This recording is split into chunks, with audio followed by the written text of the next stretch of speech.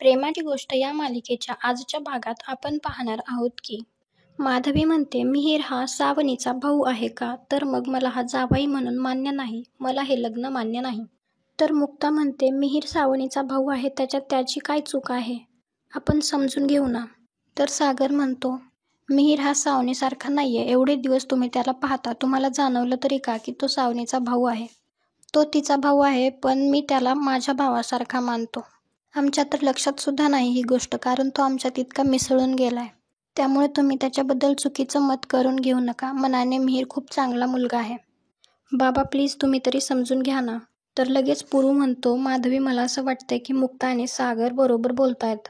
जर ती सावनी इथे आली नसती तर आपल्याला हे सत्य कळालंच नसतं ना. तर माधवी लगेच म्हणते, पण आता कळालंय ना. वेळ जाण्याच्या आधी कळालंय तरी पण ती चूक आपण रेटायची आहे का? तर पुरू लगेच म्हणतो, कसली चूक, मला काहीच कळत नाहीये. तर माधवी म्हणते, पुरू तुला माहिती आहे ना, मला लपवाछपवी आवडत नाही. आणि ती बाई तर मला अजिबातच आवडत नाही.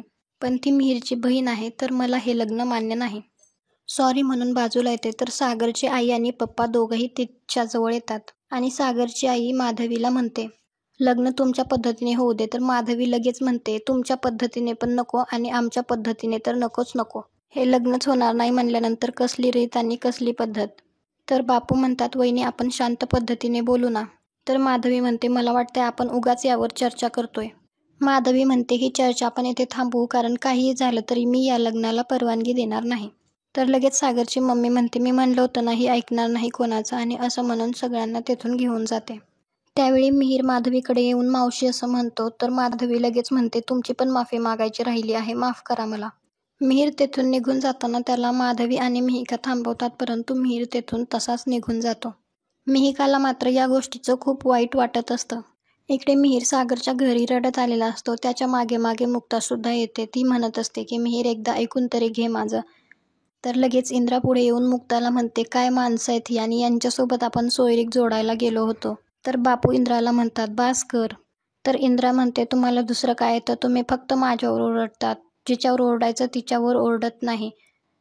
मुक्ताला म्हणते, मान्य आहे मला आजपर्यंत कोणाला माहीत नव्हतं, पण पोरगं तर चांगलं आहे ना. तुला तुझ्या बहिणीला पसंत आहे ना, मग तू का तिची बाजू घेऊन नाही बोललीस आईला? तुझ्या बहिणीला ती जशी आहे तशी आम्ही पदरात घेतली ना, मग माझ्या पोराला तुमच्या पदरात घ्यायला काय हरकत होती? तर बापू पुढे येऊन इंद्राला म्हणतात, तुला काही कळतंय का, ही काही वेळ आहे का ते बोलायची? मला तर मिहीरची काळजी वाटतेय. त्याची काळजी करायची सोडून तू सुनबाईला बोलत बसलीस. आणि स्वातीला तिला आत घेऊन जायला सांगतात. तेव्हा बापू मुक्ताला म्हणतात, तू जास्त विचार नको करू, जाऊन आराम कर, मी बघतो काय करायचं ते. इकडे सावनी हर्षकडे वापस आलेली असते. तर हर्ष तिला म्हणतो, लवकर वापस आलीस, कसा झाला एंगेजमेंटचा कार्यक्रम? तर सावनी रागारागातच म्हणते, माझ्या भावाने मला हाकलून दिलं तिथून. त्याला मला एवढ्या मोठ्या क्षणामध्ये सुद्धा सामील करून घ्यावंसं वाटलं नाही. हे सगळं त्या मुक्तामुळे झाले, मी तिला सोडणार नाही. तर हर्ष म्हणतो, तुला काय वाटतं, तू तिथून निघून आल्यावर काय झालं असेल तिथे? तर सावनी म्हणते, होणार काय आहे, त्यांनी हसत हसत एंगेजमेंट केली असेल. माझ्या भावाने सगळ्यांसमोर माझा अपमान केला, मला तेथून हाकलून दिलं. त्याला त्याच्या सख्ख्या बहिणीपेक्षा मुक्ता आणि सागर जास्त जवळचे वाटतात. आणि म्हणतो त्याला आमच्या नात्याची लाज वाटते. आणि म्हणते, मुक्ता असताना बहिणीची उणीव भासतच नाही. इकडे सागर माधवीला समजावण्याचा प्रयत्न करत असतो. त्यावेळी माधवी म्हणते, मला काहीही ऐकायचं नाही. तर पुरू लगेच म्हणतो, त्यांना काय म्हणायचंय ते एकदा ऐकून तरी घे.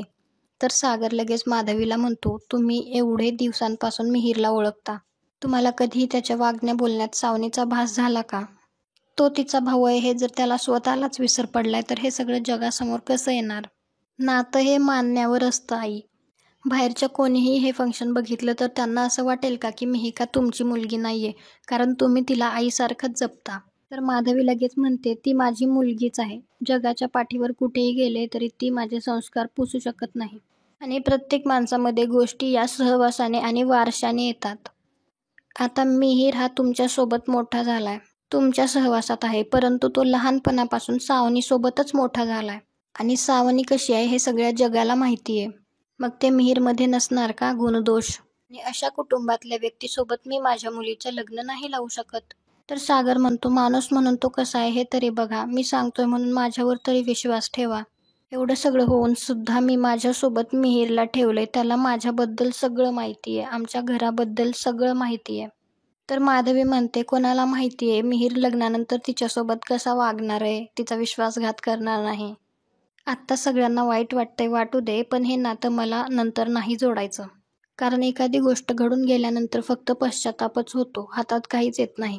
आमच्या एका मुलीला त्रास होतोय ना, ते आम्ही फक्त दुरून बघतो, आम्हाला काही करता येत नाही. तुम्ही मला रिक्वेस्ट वगैरे काही करू नका, मी काही ऐकणार नाहीये, सॉरी. इकडे मुक्ता मिहीरला पाणी देते आणि त्याला शांत व्हायला सांगते. तर मिहीर म्हणते, ज्याची भीती होती तेच झालं. याआधीही आमचं लग्न मोडलं होतं आमच्या घरच्यांच्या वादात, आणि आता ही सावनी. तर मुक्ता त्याला म्हणते, मिहीर नको काळजी करू, तुझं लग्न मिहिकासोबतच होणार. तर मिहीर म्हणतो, माझं दुर्दैव आहे की ती माझी बहीण आहे. सावनीच्या आयुष्यात काय होतं याच्याशी मला काहीही फरक पडत नाही, मला फक्त दादूस महत्त्वाचा आहे. आणि वहिनी, तू दादूसला माणसामध्ये परत आणलंस. माझ्या मनात तुझ्याबद्दल खूप आदर आहे. मी जर तुझा आदर करू शकतो तर मी मिहिकाचा पण आदर करेल ना. हे तुझ्या आईला का कळत नाहीये? तर मुक्ता म्हणते, मिहीर, मी आईला समजावते. आईला असं लपवा-छपवी सिक्रेट्स नाही आवडत. यांनी हे आधी आदित्यच्या बाबतीत पण केलं होतं आणि आता सावनीच्या बाबतीत, त्यामुळे आई प्रचंड चिडली आहे. मी बोलते आईसोबत आणि सगळं व्यवस्थित होईल. इकडे पुरुभाऊ माधवीला समजावत असतात. ते म्हणतात, तू ताणतीयेस आता. प्रत्येक माणूस हा स्वतःची वेगळी छाप सोडतो ना. प्रत्येक माणूस वेगळा असतो, त्याचा स्वभाव वेगळा असतो. तू आणि वंदू सख्ख्या बहिणी आहेत, तरी पण तुमच्यामध्ये काही गोष्टी वेगवेगळ्या आहेत ना. प्रत्येक व्यक्ती वेगळ्या कुटुंबामध्ये, वेगळ्या संस्कारांमध्ये जन्माला येतो. मिहीर खूप वेगळ्या परिस्थितीत मोठा झालाय. सावनी कशी वागली याचा इफेक्ट त्याच्यावर असेल असं मला अजिबात वाटत नाही. पण मिहीरवर झालेले संस्कार खूप वेगळे आहेत. आणि सावनीच्या अशा वागण्यामुळे 2 घर उद्ध्वस्त होताना त्याने पाहिले. त्यामुळे सावनीच्या मार्गाने मिहीर जाईल असं मला नाही वाटत. तर माधवी पुरूला म्हणते, तुला समजेल असंच सांगू का मी? एखाद्या झाडाला कीड लागलीये आणि तू त्याचं एक फळ उचललंस. तुला समजलंय की त्याला कीड लागलीये, तर तू त्याचं दुसरं फळ उचलशील का? तर पुरू म्हणतो, फळात आणि माणसात फरक असतो. ऐक माझं, थोडा तरी मिहिकाचा विचार कर, हट्ट सोड. तर माधवी म्हणते, तुला लक्षात येत नाहीये का? हट्ट काय? वंदू इथे नाहीये. ती ऑस्ट्रेलियामध्ये आहे, तिचा संपर्क होत नाही. उद्या तिला कळालं ती मिहिकाला माझ्या जीवावर सोडून गेलीये, ती मला काय म्हणेल? असा कसा निर्णय घेतलास तू मिहिकासाठी? कोणत्या तोंडाने मी तिला उत्तर देणार आहे? आणि आपल्याला आता सत्य कळालंय, तरी पण आपण त्यासोबत पुढे जायचं हे मला नाही जमत. आणि काय भरोसा आहे, उद्या मिहीर तिच्यासोबत चांगला वागला तरी सावनी तिच्यासोबत कशी वागणार आहे हे माहिती आहे का? एका मुलीला आपल्या किती त्रास होतोय हे ती बोलत नाही कधी. तरी पण मिहिका माधवीला रिक्वेस्ट करत असते. ती म्हणते की त्याचा भाऊ कोण आहे, त्याची बहीण कोण आहे, त्याला आईवडील आहेत का नाही याच्याशी मला काहीही फरक पडत नाही. माझं मिहीरवर खरंच खूप प्रेम आहे. तर माधवी लगेच म्हणते, आम्ही तुझ्यापेक्षा 4 पावसाळे जास्त पाहिलेत तर आम्हाला फरक पडतो.